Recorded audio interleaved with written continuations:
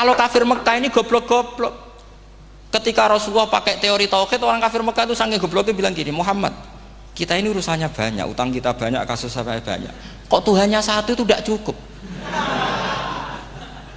Yaitu mereka mengatakan aja'alal alihata ilahau wahida inna hadza la syai'un ujab. Bagaimana Tuhan hanya satu?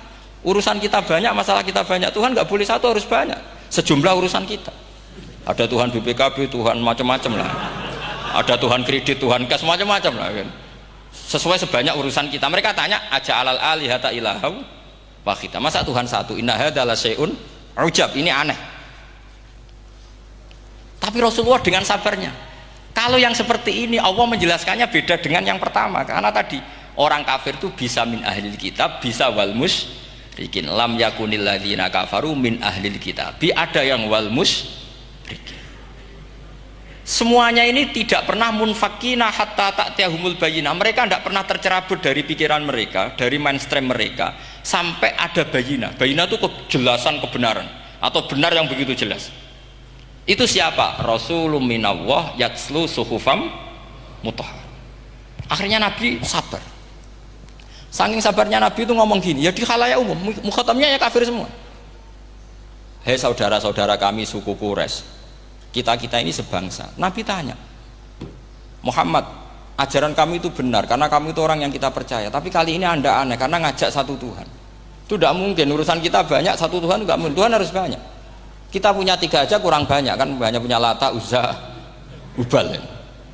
Rasulullah dengan sabarnya ngendikan gini, hei kaumku, kalau kamu jadi pembantu, jadi buruh, senang mana punya majikan banyak sama majikan satu. Kalau majikannya banyak itu perintahnya beda-beda, seleranya beda. Semua harus kamu lakoni, semua harus kamu taklui karena kamu harus nurut. Wah ya repot mat kalau di majikan banyak, oh ngerepoti mesti. Rasulullah tinggal nimpali, Tuhan kamu itu majikan kamu. Kalau Tuhannya banyak, perintahnya ya banyak, seleranya beda-beda. Kamu bingung nggak? Wah ya bingung mat, ya sudahlah mat satu aja. Akhirnya mereka masuk Islam. Nah itu disebut Nabi itu fatona, punya kecerdasan artikulatif. Kalau menjelaskan itu masuk akal. Jadi artinya gini, kalau kamu ngaji ulumul Quran, kamu harus tahu ini khitab ke kafir. Kafir yang mana? Ahli kitab atau kafir yang musyrik? Nah sekarang tidak tahu lagi, pokoknya kafir. Makanya kalau orang berdebat mereka itu tidak goblok meneh. Waduh. Makanya sama tidak usah ketularan goblok, sing pun gimpun sing wis goblok ora usah ditambahi mun kathah dan ini pun niku. Ya karena kita ngaji jelas Qur'annya kan lam yakunil ladzina kafaru itu masih ada min lil bayaniyah atau min li bayanil jinsi. Kafaru itu sapa? Siji min ahlil kitab, 2 kafaru sing wal musyrikin. Dua-duanya tidak pernah munfakina hatta ta'tiyahumul bayyinah. Mereka tidak akan tercerabut dari pikirannya sehingga ada bayyinah. Bayyinah itu siapa? Rasulun minallah yatslu sufam. Nah, ketika Nabi menjelaskan asal usul nasabnya bahwa Sayyid Adnan itu ila Ismail, Ismail jelas putra Nabi Ibrahim. Mereka terus baru iman karena ada fihi ayatum bayyinatum maqamun apa? Ibrahim. Khawatir saya nanti kalau santri-santri tidak pinter ilmu terus pilihannya ilmu kayak Abu Nawas jalan pintas tadi karena belajar falak jelimet, belajar faraid apa jelimet, ada aul, ada roh, terus semua ada masalah yang ruwet-ruwet terus akhirnya mau olah bicara. Ini musibah, innalillahi wa inna ilaihi raji'un. Itu tidak boleh, Quran tidak mengajarkan itu. Quran tetap mengajarkan ilmu meskipun ada nilai seninya. Terus kedua uniknya Quran itu begini, setelah dipikir itu nyata-nyata lebih detail.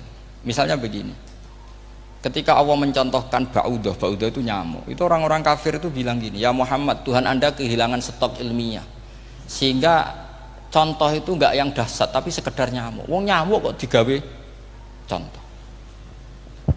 Mbok ya contoh itu dinosaurus, tak jerapah, tak apalah yang keren itu. Mosok contoh apa? Nyamuk.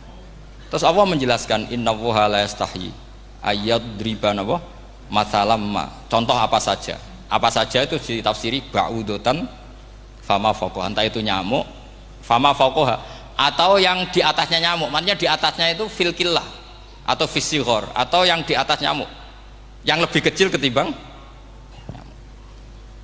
Sekarang saya contohkan kata Rasulullah, contoh yang kecil saja. Nggak usah bikin nyawa, nggak usah, itu terlalu mustahil. Seorang pemahat patung, terus kamu pesen, Pak, aku gaekno patung gajah, mesti muni sanggup. Tak muni, Pak, gaekno patung gajah, ukurannya ya semestinya gajah, oke. Tapi Pak, aku gaekno patung nyamuk, ukurannya ya sak nyamuk. Kira-kira sanggup apa enggak?